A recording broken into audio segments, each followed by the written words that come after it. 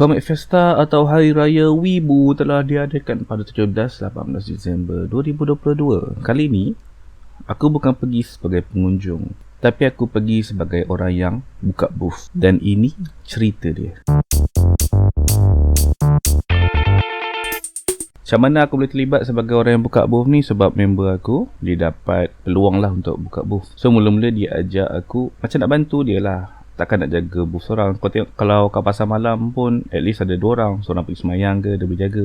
Lupa pula nak mention, dia pun, member aku ni pun first time buka booth kat event-event macam ni. So dia jadi macam kira pengalaman baru bagi kita orang berdua lah. So kita borak-borak dan dicadangkan, Hold up, wait a minute. Hazir, apa kata kau pun jual merch kau? Mana tahu ada orang nak beli, ada orang tengok hasil karya kau. Ini kira first time jugalah aku buat merchandise untuk dijual kepada orang. Aku actually jarang untuk hasilkan karya aku, ataupun aku jarang untuk tunjukkan aku punya lukisan aku ke apa ke kat orang ramai. Normal lah rasa malu dengan tak yakin dengan karya sendiri. Masa kita orang dapat confirmation daripada pihak Comic Fiesta, kita orang ada masa lebih kurang beberapa minggu sahaja daripada CF. So kebanyakan masa lebih kepada nak buat merch lah. Selain daripada tu, cari hotel. Hotel Trivago. Sehari sebelum Comic Fiesta ialah yang mana kita orang set up booth tu. So aku gerak daripada Johor ni ke sana naik bas. Sampai sana kita orang set up lah, angkat barang semua.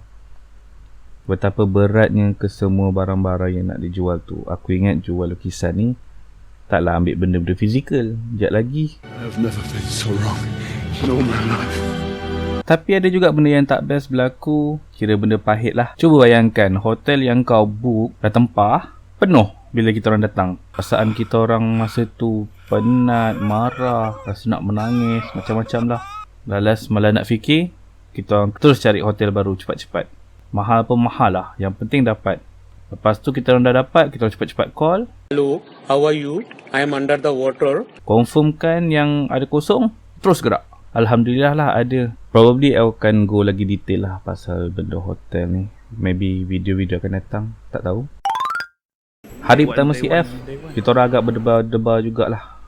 So banyak benda yang tidak disangka terjadi dan juga yang kita rasa boleh buat tapi tak boleh buat. Contohnya macam kita orang fikir, kita orang rasa macam boleh jalan-jalan keliling booth lain ke, ada masa lah, kita ada masa free. Tapi actually tak, kita orang sangat-sangat busy. Even kita orang tak dapat lunch pun. Kita orang sarapan pagi tu cuma beli roti daripada 7-Eleven sampai petang. Nasib baiklah kita orang ada kawan yang pergi sebagai pengunjung. Kita orang try lah minta tolong dia, tolong belikan aku makanan. Dia datang booth kita orang bawa makanan. Kita orang juga berpeluang ataupun saya kata kita ambil peluang lah untuk berkenalan dengan orang kiri kanan kita orang lah, booth yang lain. Hello there. Sebab dia orang pun dalam bidang yang sama, minat yang sama. So dia agak new experience dan kenal dengan new friend. Hari kedua Comic Fiesta kita orang lebih selesa lah sebab kita orang dah ada pengalaman pada hari pertama, kita orang tahu nak buat apa.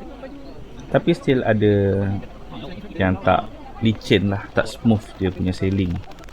Pada hari kedua ni kita orang ambil peluang untuk tambah baik display kita orang, tambah baik keadaan booth ni supaya nampak lagi cantik. Sebab pada hari pertama kita orang nampak apa yang kita orang kurang. Since hari kedua ni lebih kurang orang, time ni lah kita orang ada peluang sedikit untuk keluar jalan-jalan ke booth yang lain. Aku sempat melawat beberapa booth yang aku tengok lah. Macam aku tengok satu ni, booth ni nama dia booth artis berbudaya. So aku singgah situ. Petang tu pula time untuk tutup.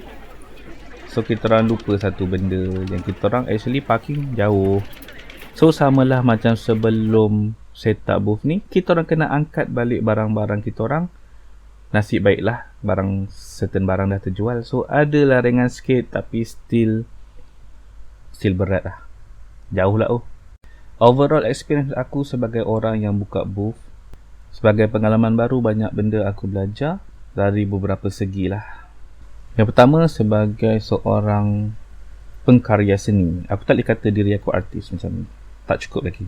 Perlu buang rasa malu tu untuk marketkan diri kita, untuk kenalkan kita kepada orang ramai siapa kita. Who are you? Yang kedua ialah sebagai seorang peniaga lah. Basically, ini yang paling utama sebab in the end kita orang nak berniaga, nak hasilkan karya, nak jual karya tu. Macam dari segi macam mana kita nak display ataupun macam mana kita nak hias kita orang punya kedai tu supaya dapat tarik pelanggan untuk datang.